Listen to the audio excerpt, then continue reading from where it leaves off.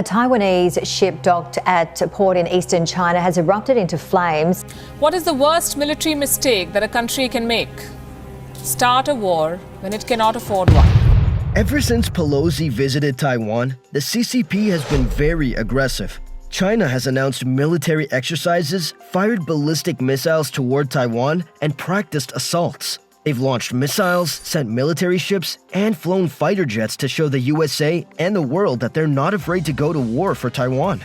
But China is struggling economically. Its real estate market is crashing, the population is aging, and GDP growth is slowing down for the first time in years. Let's explore if China's fragile economy can handle a war with the USA. The Chinese government is facing major challenges, leading to significant downgrades.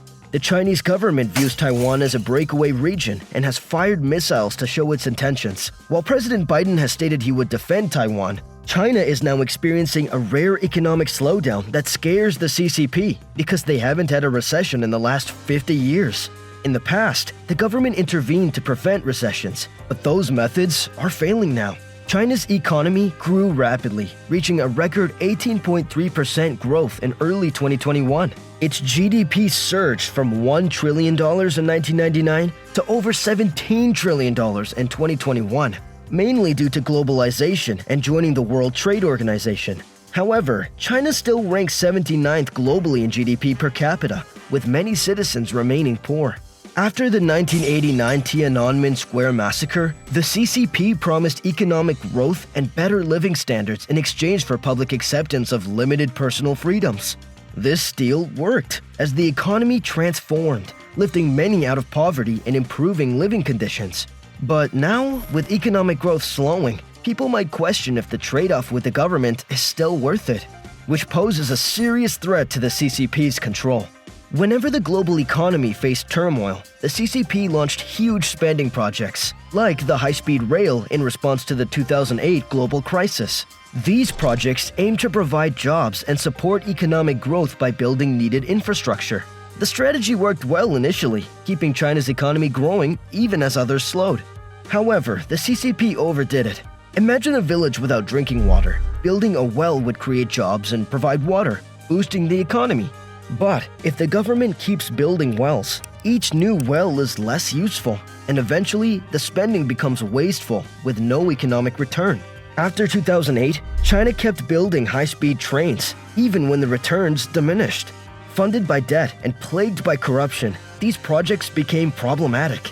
The spending initially stimulated the economy, but the resulting debt created long-term issues. The CCP realized that big spending projects couldn't sustain economic growth as their returns decreased. This contributed to the slowing of China's economic growth over the past decade. Adding to the problem, China's banking sector faced fraud and social unrest, with rural lenders freezing people's bank accounts. China remains a middle-income country with around 200 million citizens in poverty and an annual average income of about $11,000. When growth slowed in the early 2010s, the government encouraged housing purchases by loosening lending regulations, fueling a real estate boom. But as the real estate market grew too large, the CCP tried to control it with the 3 red line policy, which made it harder for companies like Evergrande to continue construction on sold properties. This, combined with the zero COVID policy, has nearly collapsed the market. Real estate represents 30% of China's GDP and over 75% of household wealth, so a crash hurts many families. China's economic growth has been unstable, with GDP growing only 0.1% last quarter. The CCP is expected to miss its 5.5% GDP growth target for the first time in 30 years.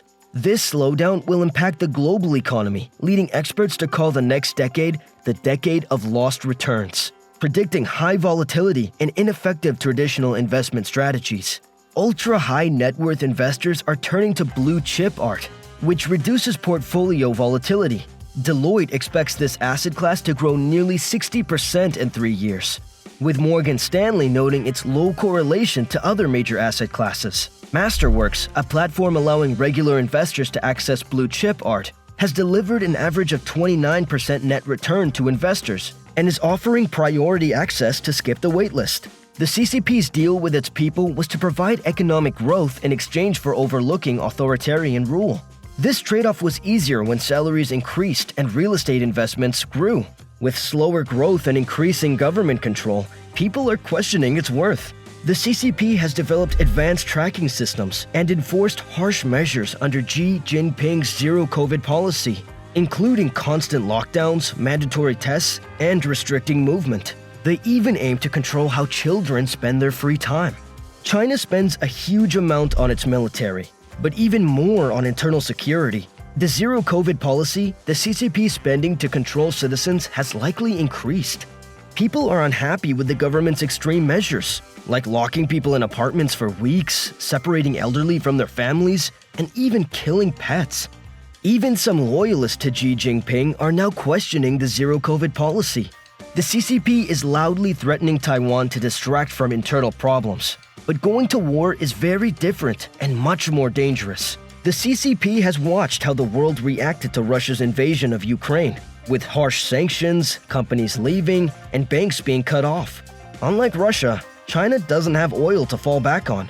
China's economy is much bigger than Russia's and highly interconnected with the world, especially Western countries. About 20% of China's GDP comes from exports, with the US being the biggest partner, accounting for over $500 billion, or 17% of China's exports.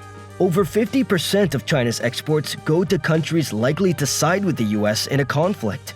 Some might argue that the US depends on China for imports just as much as China depends on the US for exports. This is true, but this relationship is based on cost. China has been the cheapest place to manufacture goods. If China stops manufacturing, countries like India and Vietnam are ready to take over. Major companies like Apple are already moving supply chains to friendlier countries, and many more will follow. China might use its exports as leverage if faced with sanctions, as that is its biggest bargaining chip. However, manufacturing cheap products is easily replaceable. Companies and citizens might face short-term disruptions, but new manufacturing locations will be found. China, on the other hand, relies heavily on this trade. Chinese companies earn over $500 billion from exports, but the real issue is jobs.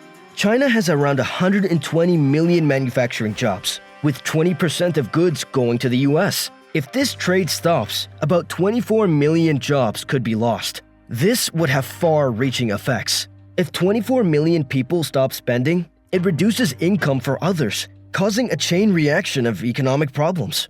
These numbers are estimates and should be taken cautiously, as data from China can be unreliable, including multi-billion-dollar businesses. What do you think about all this? Let us know in the comments below, and don't forget to like and subscribe.